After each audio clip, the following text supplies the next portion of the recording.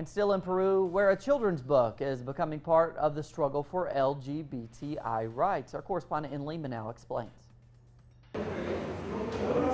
Camila Has Two Mothers is the title of Veronica Ferrari's first book for children, which narrates the story of a child who faces for the first time at school questions of why she has parents of the same sex.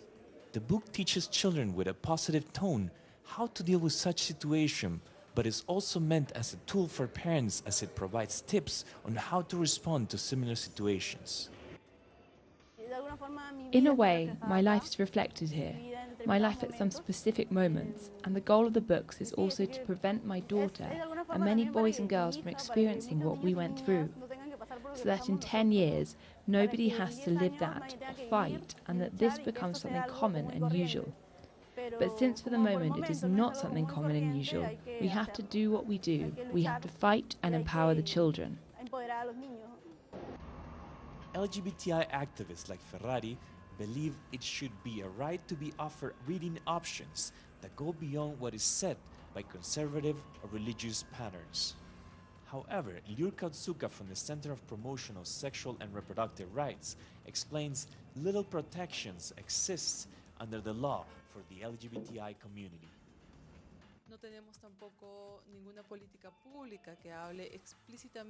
We don't have any public policy to talk specifically about the violence and the discrimination for these vulnerable groups. And on the other hand, in relation to the family or recognition of civil and political rights, for example, up to today there is no legal category or legal formula that recognizes families made up of same-sex couples. Fórmula jurídica que reconozca a las familias conformadas por parejas del mismo sexo.